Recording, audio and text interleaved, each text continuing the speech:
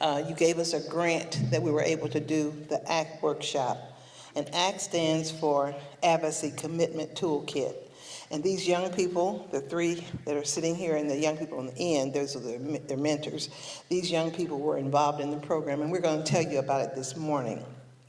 So let me start again with special thanks to the United Women of Faith and the United Methodist Church, with Laurie Chambers as president. Laurie is on our board for Children's Policy and Law Initiative, and we're very excited to have her and all the energy that she's bringing from you ladies. You were represented well by Laurie in the things that she's doing. We want to thank the Central Indiana Community Foundation, the City of Indianapolis for the Indy Elevation Grant funding, the Marion County Juvenile Defenders Agency, and the Greater Indianapolis YMCA that were all part of making these three young people plus 21 others have a part in the ACT workshop. So our mentoring partners are the Martin Luther King Jr. Center. We have youth that come from that program, One Heart, McCoy, the Marion County Commission on Youth, New Boys in the house, and Inner Beauty. Inner Beauty's in the house in a gentle way, okay. And we've got some young people that came with this crew. Where are you all? Where's a young man? Where did he go? There he is. Give him a hand, please, because he's hanging out with them today. And Kaylee's hanging out with us today, too. Thank you for coming. We're going to draft them next year in our program. They don't know it yet. Okay, so you know what? The sky is the limit for the young people and those that work with them. And we must continue to support them and help them thrive. Allow me to present these wonderful youth to you from New Boy and Inner Beauty. They are full of hope, and they hold a place of pride in my heart for the many things that they're doing as they face the challenges of being a teenager in this city in this time. So I'd like for each one of you to introduce yourself by telling us your age, or your name, your age, your school, and where you want to travel if you could go anywhere in the world. Hi, my name is Cameron Washington. I'm 15 years old. I go to Lawrence North High School, and for one of the places I can go in the world, I'll go to London. How's everybody doing? My name is Patrick Collier. I'm 16 years old, and if I could go any place, it would probably be Jamaica. What school are you at? Oh, I'm sorry, Warren Central. Okay. There you go. My name is Samaya. I am 16 years old. I go to Lawrence Central High School, and the place I will go is Paris. Yeah, I haven't been to any of those places, so I'm gonna join you on your trip. Keep going down. Good morning, everybody. Thank you for having us. My name is Tiffany Robinson, and I'm here with Inner Beauty and New Boy, our brother company, our agency, sorry. I'm the director of life coaching operations, and so not only do I have the privilege of working with the young people directly, I also teach and train and onboard new mentors. So where would I like to go Yes, where would you like to go? that I haven't already been? No, if you want to go again, that's okay. I'd actually like to travel Asia, just kind of go around. Wow. Backpacking, yeah, I would love it. Thank you guys for having us. Testing. Good morning, guys. How are you? My name is Kareem Hines. I am the founder of the New Boy Mentoring Program. New Boy is an acronym for New Breed of Youth, Mentoring and Youth Development Program. I'm a native of Harlem, New York. I came to Indianapolis, Indiana with my mentor, and I had an active dad in my life, but my mentor is the reason I came to Indianapolis, Indiana. So I understand the power of a transformational relationship, which kind of empowered and motivated me to want to start my own mentoring program so I could have the same effect on young men as my mentor had on me. If I had the choice to go anywhere I have not been, it would be Dubai. Wow. Thank you for having us, too. Yes. I think one of your members here at United Methodist Church went to Dubai. I saw some pictures on the internet. Edna, she went to Dubai. You all give me a shout out. Where do you all want to go? Tell the people around you where you want to go if you could go anywhere in the world. Some of them want to go to Paris like you all. Paris is popular. Well, let's travel back now to last October and November when you all were at the YMCA downtown, the Ursay Y, and you got a chance to participate in ACT Workshop Part 1 and Part 2. What was your experience like with the first day of the ACT Workshop?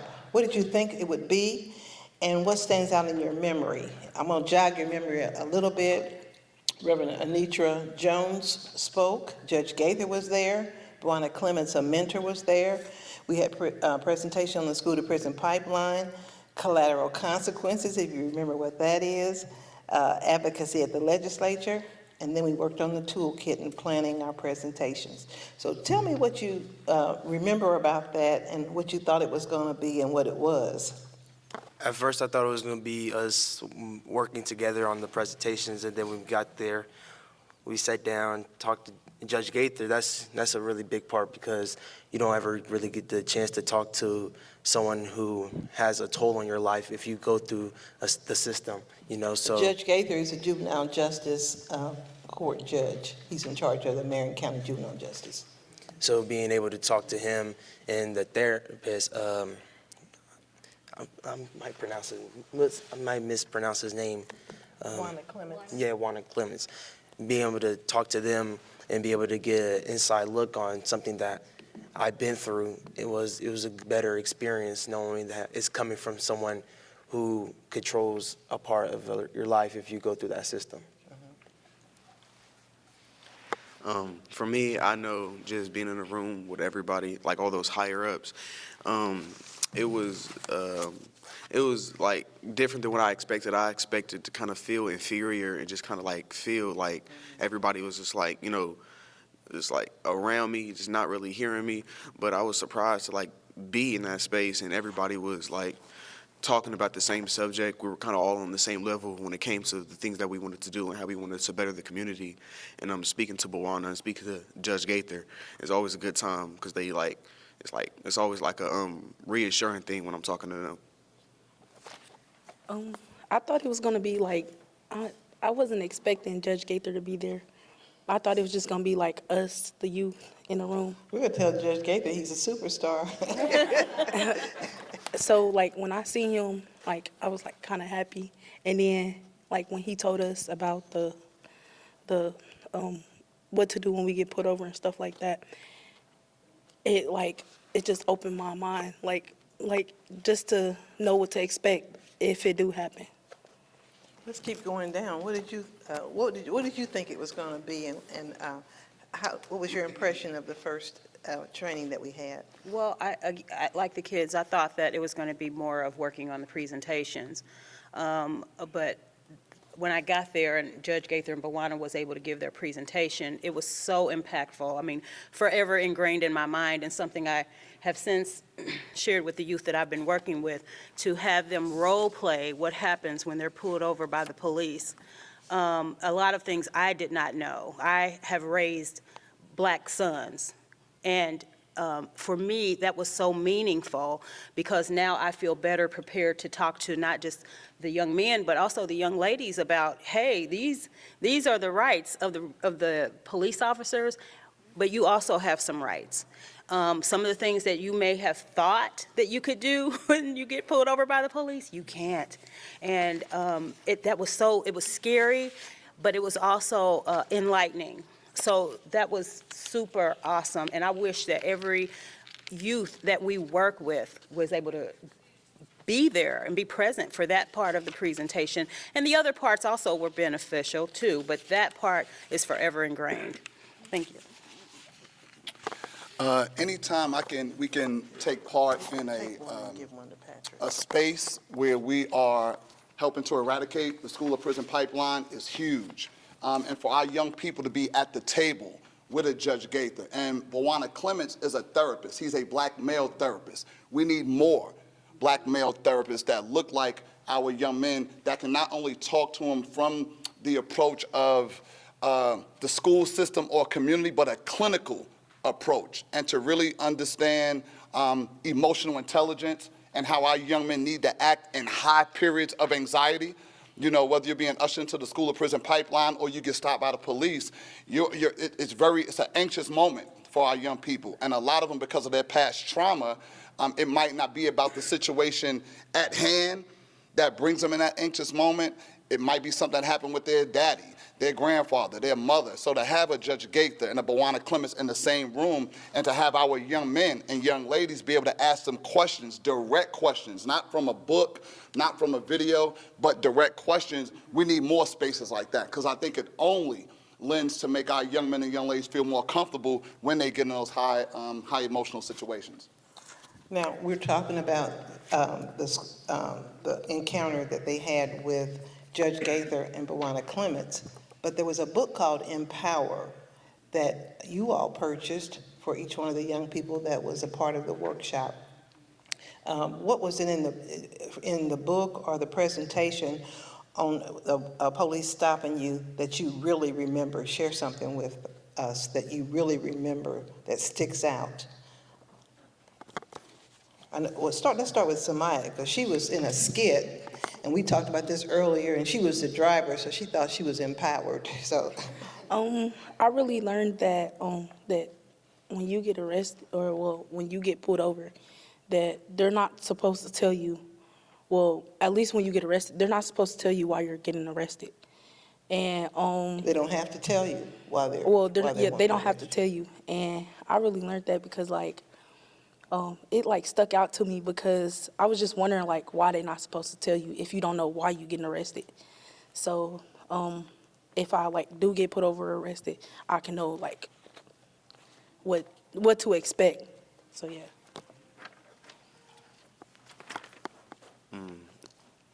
Not directly out of the book, but when I was speaking to an officer, he had told me that oftentimes when he's engaged in a traffic stop, the officer could be just as nervous or scared as the person he's stopping. And he said that's mostly because of a lot of situations where you have like a hostile person that's like just as like hyped to do something bad as is to like for somebody that's just like as calm to do something good.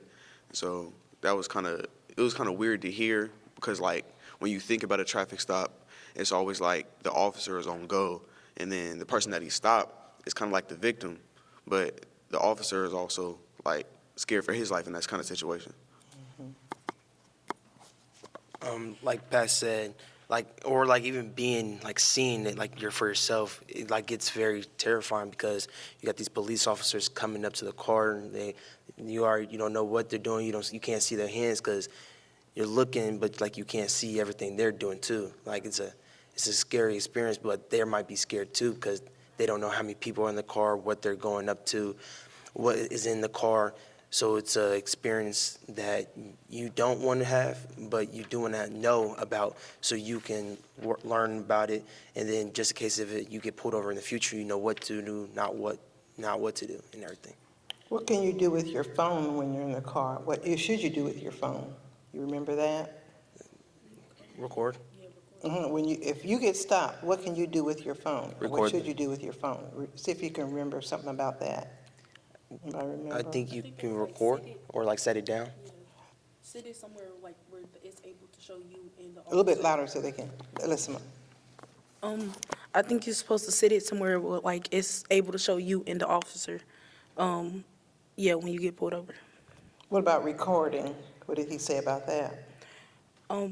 He said like You can record, Oh, but you need to you start can- before what? Before they walk up to you. Yeah, pass it down to him. You can record, but you gotta make sure you do it before they walk up to you and everything, so they don't think you're reaching for something. There's some more quick tips on that sheet that you have, I think, Samaya, and you all have the quick tip sheet also. I think Lori gave that to you. Patrick, go through a couple of things on there about the quick tips.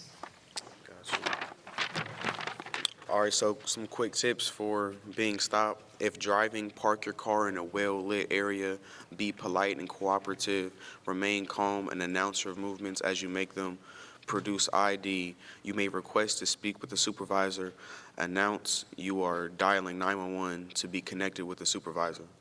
And they covered all those things in the workshop. Are there some more, Samaya, you want to share? It says if you arrested. Go ahead. It says if you are arrested, stay calm, be respectful, do not resist, request an attorney, and remember, being arrested does not mean you are guilty of anything. Right, the goal that Judge Gaither says is we want to get you home, we want to get you safe, and let your parents handle the incident, or your guardian handle it. Do you two want to add anything about the school to prison pipe? I mean, not that about the encounter with Judge Gaither and Buwana, and anything that you think the youth discussed later or with you? Yeah, one thing I think that is huge is when you can have a quote-unquote personal relationship with somebody like a Judge Gaither, or even Cobbs, or even Buwana Clemens, who's a therapist. You kind of learn some of the inside scoop on the relationship and the kind of the interaction that you'll have. But I can tell you this, what's on this paper, we can read it and we're calm and we're talking about what this paper says do. It's a totally different situation when you get pulled over. And that light is shining in your face, which is very intentional when that light is shining in your face and you don't know if you should move. It says you pull your phone out or you can record, but in situations, especially in society these days, one false move could mean your life, especially for young black men in the wrong neighborhood. So what we have to do, I think, as mentors is make sure when we get this information from Judge Gaither and Buwana, that we help them process it in the most appropriate way. Because if they were to follow the book, sometimes following the book can get you killed. You need to use your intuition, and I think it's on a case-by-case basis. One thing that we want to tell our kids to do, that we tell them to do, is you put your hands on the dashboard and you do not move. Don't reach for a phone. Don't try to fiddle and hit record with anything. You put your hands on the dashboard and you do not move. Now, the proactive part of that is make sure that you don't do anything to get stopped by the cops. Make sure you're doing what you're supposed to do, so when you do put your hands on the dashboard, whatever the situation is, you will go home. Now, a lot of our young men that we work with, unfortunately, who are system involved, they have so much trauma from things they've been through in the past and inappropriate behaviors and situations they've been in with their families or their friends. So even if they get pulled over and that situation, the reason they got pulled over is not something that they did right then and there, it's this heightened level of nervousness, and you just start moving in the wrong way. And a lot of our young men, they run. They didn't even do anything, and they run. So I think it's our job as mentors is to make sure they listen and they hear what's on that paper, but to also give them the reality of the situation, if that makes sense. Now, in conjunction with that, we talked about the school to prison pipeline, and I'm going to ask Cam to share a few things he remembers about the school to prison pipeline. You can start right off this one. You can read them or just say what you remember, what stood out the most. Well, on the paper it says, I don't want you to read from the paper. I want you to talk to them about your experience in the school to prison pipeline. Forget Yeah. the paper. Okay. You tell. well, I've been in the school prison pipeline. I was kicked out of school the 7th grade, didn't go my whole 8th grade year. And then as soon as that whole year, I didn't do not one single assignment. They didn't really check up on me. I didn't get no help that I really needed. They just gave me a computer and say, there you go. But I had a mom that really tried to help me out on this, but I wasn't really paying attention because during that time period, I didn't care. Before that, 2 years, I didn't go to school before I got kicked out. So that's really 3 years of school that I really didn't go to. So that really put me in a place where I don't care about it, forget it, I'm gonna do what I wanna do. So that led me in a position to be arrested and be locked up. But then releasing, I was able to go back to school my freshman year, and they just kind of threw me in there. So I wasn't really ready to learn. I wasn't ready to be a part of that environment yet because I didn't have the experience for 3 years. So it was hard going into school because I was still in and out of my habits before that. So now that I'm with a new boy or with a mentor program, if anybody else goes through it, it helps you bring your spirit up, be like, I got this, I could do it. It helps you mentally be like, yeah, I could do this. I got people that's holding me accountable. So that's why it's better for me to talk about my experience than a paper, because I know what it's like. I know I know what a young man or young lady might be going through when they get kicked out of school, because I could talk to it. I can tell my experience, and they might relate to it. Now, just like Kareem jumped in, that's what he does for these boys, and he helps bring out the best in them. And I just love being with him when he's interacting with the youth. You all did presentations. What happened with that? You looked at the things that we did at week month one, and you had a month to do a presentation. What did you do, and how did it go? And how did your peers react to what you did? Our presentation, what was our presentation about? We had several ones. I just remember when I did my presentation about like the effects of like how like policing in schools, and like the effect of how police like having authority in schools would like be different versus not having authority in schools. Like I noticed that when I was presenting or when like I was making my points, a lot of people were like kind of seemed surprised to see these facts, or maybe they knew them, but just seeing them on paper all put together was kind of different. So like just laying them out, I was like, I guess I was excited, and I was happy that I could like present it to an audience and they could just like see it for real. Okay. When I did my presentation, and I talked to Inner Beauty about it, and they seemed like interested, like just like they didn't know that this what you was supposed to expect, or like, cause we talked about the prisoner pipeline, and we talked about policing, school policing, and then like what happens if you get arrested, and they just seemed surprised. Kim, how did your presentation go? So I did community policing. So I talked to a new boy, because we have a Wednesday leader circle. We talk about it all the time. But, you know, having facts about the policing in the community is crazy, how they can come up to us even if we don't even do nothing. If we look like something, the way we wear our clothes or anything, we could be, now they have a law where we could be 18 and carry a gun. So now it's even more scarier, the fact that now these police are on 10 already. Now they already looking at us even more harder than they did before. I don't know because if I was a police, I'd be like, I don't know about this young man. He's walking kind of funny. He's looking upset. So it will be different now. And then, my bad. It would be different for a police officer to be like, if that's a good young man or a bad young man, because we always got our hoods up. We always got a mask on. We always got something covering our face that they can't see us, or the clothes we wear. Because I'm not wearing a suit all the time. I'm not wearing nice clothing. You know, I look intimidating to the police officer. So and then we had a police presence. We didn't get scared. It was more of a, you actually came out. You was actually trying to spend time with these young men. If we was more connected with our police officers in this community, we wouldn't be more nervous to run. We would be ready to talk to them. We would be ready to sit down and have a conversation.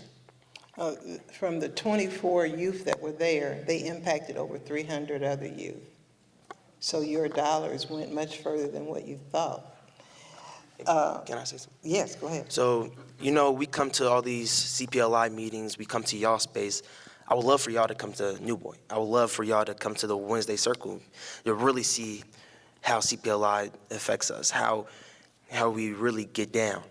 In my words, how we get down. So every Wednesday, 6 o'clock, doors open to anybody. Y'all can come out, because we don't really see a real big presence unless we have a young man die or a young lady die. And that's sad to say it like that, but I said it.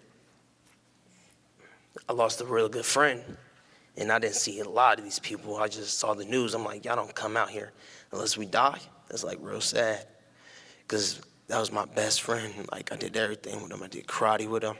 I was with him almost every day. So from seeing all these people just come, like, y'all didn't really know him. Like, y'all just coming to Say his name. Shakai Moore. Y'all just gonna come out here and be like, We went here to celebrate this young man, but y'all don't know him.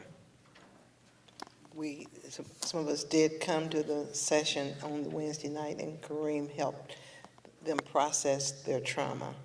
And you want to talk about that a little bit? There's a lady raising He didn't say where it's at. Okay, what's the location of your, pass it down.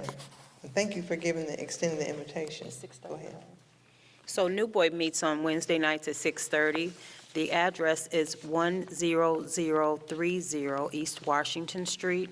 We're right next door, we're in a strip, so we're right next door to the H&R Block. Inner Beauty, we meet on Thursday nights from 7 to 9, and we're at that same location. And they are not-for-profit, and you all are going to, I understand, part of the offering today is going to go toward funding some of their programs and things that they do. Can I say something? I was just making an observation as Cam was talking.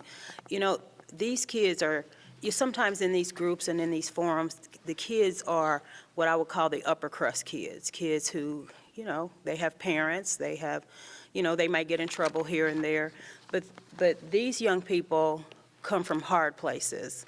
And the way that CPLI has impacted them and the mentoring programs, I'm just so impressed because I see these kids when they first come in.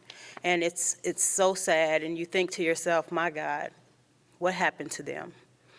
But to see Cam be able to express himself in a way that is so passionate and vulnerable is so beautiful and so impressive because I know where he came from. Same with Pat and Samaya. And so these kids that we're working with want to be great. And your program is allowing them a step up. And I just want you to know I appreciate that so much, so much. Thank you. Yes. At that second meeting, when they came back and shared who they did their presentations for and how they did it, and we did the total count of the impact, we also had some special guests there besides our young people. Senator John Crane, who's with the Indiana General Assembly, was there. Ronnie Ford from Senator Todd Young's office. Bob Ossoly was there from the City County Council. Renee Pack, who's a member of the General Assembly, and Deputy Mayor Judy Thomas was there. And so we got a chance to meet them and talk with them. Give us an impression about how you felt about having those legislators there and your interaction with them. Honestly, like having interactions with them, it felt normal. Like it felt like I was talking to a person that I could relate to. It didn't feel like they were trying to throw a whole bunch of facts at me. They weren't trying to like tell me that every kid in the city is doing something wrong. They were all ears. They were willing to help, and they were willing to go beyond just with the conversation in the room. They asked me about how I was doing in school, if I was doing sports, my life outside of any New Boy or program. They were honestly interested, and it gave me hope, and it made me it just made me excited to continue to be in programs like CPLI and to want to be in more rooms where I can make a change. It felt good. They actually helped me know who my state representative and Do all of you know who your state representative and state senator are? You know, you all know who your people are? Okay. You can't hear the young people? Okay, Samaya. Okay, Thank you. You should have said that before. We can speak up. Okay. they helped me know who my state representative is, and who I think his state senator is, and my state, I think it's my state representative. I think she was there. I think it was her. Yeah, I think she was there, and she talked to me, and she was like, she's gonna try to come to my school to talk to the youth about what's going on. Now, if you follow up, she'll come. So it's up to you to follow up and ask her, and she will come because she gave you her word, and she will. Okay. Pat? Meeting them, it made me feel like I could change and I can help others. Well, I already I'm not all the way there yet, but I'm in the state of changing right now because I still have my emotional problems. I'm still a young man at the end of the day. I still gonna make mistakes. But being them, they empowered me to go change the world. It wasn't just like just one single place. It made me feel like I can overcome anything because they was talking to me, but they was talking to everybody. Like I can hear some things like it connected with me that maybe not he might have not felt or she might not felt, but I felt it. So I was like, all right, I could do that. I could do this. Now let's go change the world. Let's pass it down. What was the impression that you got from how the youth were empowered by these legislators and some Well, people coming? For me, I first want to talk about how I was empowered. I felt like I was in a room full of resources and opportunities, and I just wanted to just know everybody in there. These representatives and legislators, they came and sat at the table with these kids and worked on projects with the kids. They even talked about some of their challenges. It was so incredible. It was so awesome. I was just giddy. Just to see the kids interacting with them, and these people, legislators, these humans, are coming down to the level of the kids. They're accessible. It was just beautiful to see. I think any space where our kids' voices are uplifted, especially when they can speak truth to power, and there was a lot of power in that room. You're talking about state representatives, city council members, mayoral candidates, and our kids' voices were heard. And I think we talk so much around kids and not to them. And what CPLI has done, the Children's Policy Law Initiative, is they have brought young people to the table from diverse backgrounds. So people that wouldn't normally hear how a young person feels from the inner city, now you do. And it's a direct conversation, excuse me. So I really appreciate the opportunity when our young people feel that their voices are being heard. And I think a lot of times adults, we listen, but we don't listen to understand. To our young people, we listen to respond, but we don't listen to just really understand. In that room, and a lot of rooms that CPLI create, whether it be virtual or in person, we have a lot of people who we feel are really listening to our youth to understand them and hopefully take their ideas and take some of the things that they hear from these youth back to the people who might not normally hear this population of youth, and they inspire action. Well, you know, just listening to that inspires me and makes me want to do more to help our young people. I'm going to close the panel out and ask you, let's start down here so we can go all, well, start down there with Kareem, and then he'll have the last word. What is it that you would like to share with this population of Christian women who, and how they can continue to support your young people? And what is it that you want them to hear and know about you and how they can support you? So when it comes down, what do you want to tell them from your heart? This is your closing remark. I think just taking the veil off, and really sometimes we are apprehensive to engage with things that we don't understand. And I think once we get to understand our youth, we work with 3 cohorts of youth. We work with youth who are involved in the juvenile justice system, youth who are involved in the Department of Child Services, and also our prevention cohort of youth. So these are youth who have not had any exposure to the system. What we realize is they're all the same. They're all the same. They operate in the same spaces.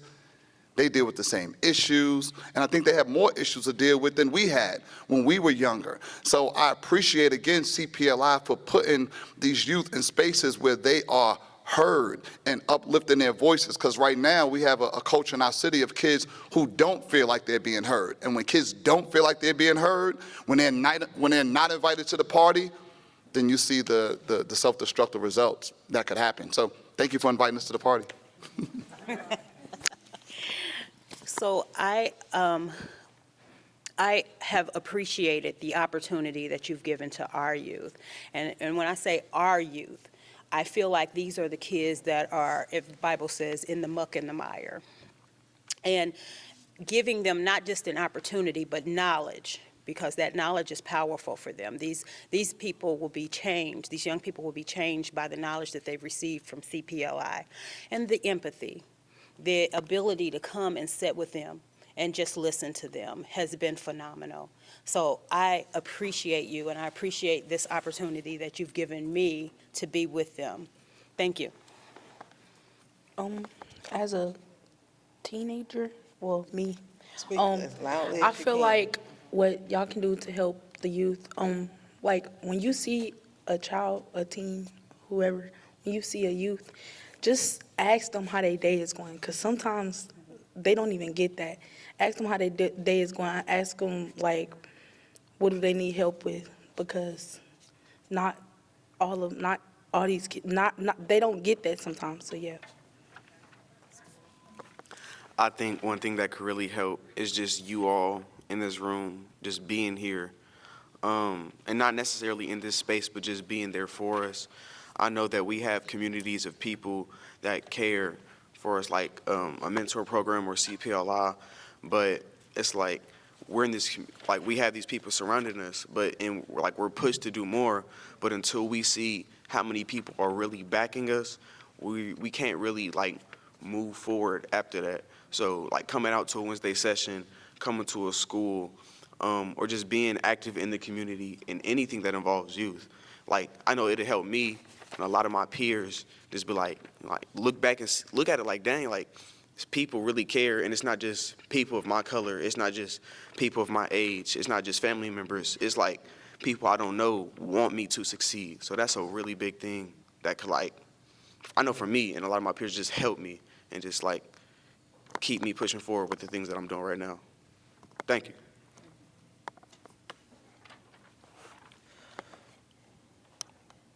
I think that the best thing that y'all can do, or anybody in the world can do, is just show love, be kind, because not everybody has that support system. So just being there for a young man or a young lady, any type of race, and the fact that you guys are here listening to us, the time that y'all took y'all time out y'all day to come here was giving me a different perspective of people, because like y'all didn't have to come. Y'all could have stayed and did whatever you guys wanted to do. So for you guys to come here, sit down, listen to us speak, it's crazy. I really appreciate it. I really do open my eyes to a bigger picture, a bigger frame, so thank you. You know, last week, we met with them. Yes, give them a hand. And I want to thank them for giving up their time and for rearranging their space and the places they have to be. Some of them were they were at we did a video check-in last Saturday. Some of them were in cars with their parents. Some of them were headed to basketball games. Some of them were in the center where they meet at MLK. All of them were there, though. We had one of the best attendance weeks with people being in different places, but they wanted to get there and be a part of what we were planning. Now, as a Christian organization, I was thinking about, what is the reason why you were so willing to give and to make a difference with the school-to-prison pipeline and break it and to help our young people? So I was just sitting there kind of meditating last night, and this is the scripture that I came up with, Psalm 103, if you want to turn there with me. Praise the Lord, my soul. All my innermost being, praise his holy name. Praise the Lord, my soul, and forget not all his benefits, who forgives all of your sins and heals all of your diseases, who redeems your life from the pit and crowns you with love and compassion, who satisfies your desires with good things so that your youth is renewed like the eagles. The Lord works righteousness and justice for all the oppressed. And for our young people, I started out by asking you, where do you want to go if you could travel anywhere? I pray you travel far, high, and wide. I pray you touch many lives and do things that just People look and say, how did they do that? From whence they came, they rose up on wings of the morning, from Psalm 139, and look at all the wonderful things they've done. I pray protection over your life, that you will live long and strong.